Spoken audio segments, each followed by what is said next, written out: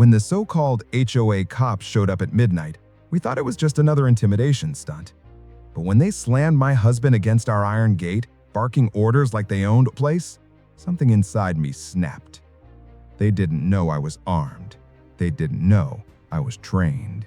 And when I drew my Glock 19, the HOA's little army of fakes discovered the hard way that they'd just broken into the wrong ranch. The night was quiet, moonlight spilling across the ranch, cicadas humming in the fields. My husband Daniel and I had just locked up the barn when headlights cut through the darkness. A black SUV rolled down the gravel drive, followed by another. Too polished, too official. The vehicle stopped at the gate. Men jumped out wearing tactical vests with the words HOA Security Police stenciled across their chests. But the problem? There's no such thing as HOA Police. One of them barked, "Open the gate, we're conducting an inspection." Daniel shook his head. "This is private property. You've got no jurisdiction here." That's when two of them lunged forward, forcing the gate half open, slamming Daniel chest first against the iron bars. My husband groaned, struggling, but they pinned him hard. I froze until one of them sneered, "HOA says you don't comply, you lose this land." That was it. In one motion, I reached beneath my flannel, unholstered my Glock 19, and racked the slide. The sound cut through the night like thunder. Let him go.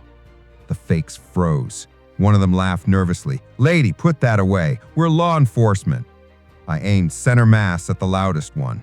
"If you were real cops, you wouldn't need to lie about an HOA badge. Step back now." The one holding Daniel smirked, trying to act tough. "You wouldn't dare shoot." Before he could finish, I squeezed off a round into the dirt at his feet. Dust exploded upward. He jumped back, releasing Daniel instantly. Daniel stumbled free, clutching his ribs, glaring at the men.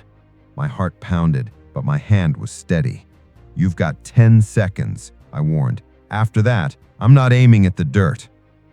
The men exchanged nervous glances. Their uniforms looked official under the moonlight, but up close, the stitching was cheap. Their radios weren't even turned on, just empty shells clipped to belts. Daniel straightened, voice sharp. "You boys made a mistake. I served 20 years in law enforcement. I know fake badges when I see them." The leader tried bluffing. "We'll have you arrested." I stepped closer, barrel raised. "No, you'll have yourselves arrested. Every second you're on this property is trespassing." Their bravado cracked. One dropped his clipboard. Another started edging toward the SUV. The leader hissed, "Fall back." And just like that, their little operation unraveled. They piled back into their vehicles, tires spitting gravel as they fled down the road. But it wasn't over, not by a long shot. The moment they were gone, Daniel pulled out his phone. "Sheriff's office needs to know, tonight." We called it in. Turns out we weren't the first. Other ranchers had been harassed too. Same fake cops, same SUV, same intimidation tactics. The sheriff's deputies arrived 20 minutes later, real lawmen with real authority. They photographed the boot prints, the broken gate latch, and the bullet hole in the dirt where I'd fire a warning shot. "Good thing you didn't hesitate," one deputy told me. "These guys have been escalating. You may have saved your husband's life." 2 days later, we got our answer. The fake HOA cops weren't random thugs. They were hired muscle, brought in by none other than HOA President Karen. She'd been furious for months that our ranch sat just outside the HOA's reach. Our cattle, our tractors, our independence. It all drove her mad. She wanted control, and when letters and fines didn't work, she tried force. But now she had a bigger problem: conspiracy, trespassing, and impersonating law enforcement.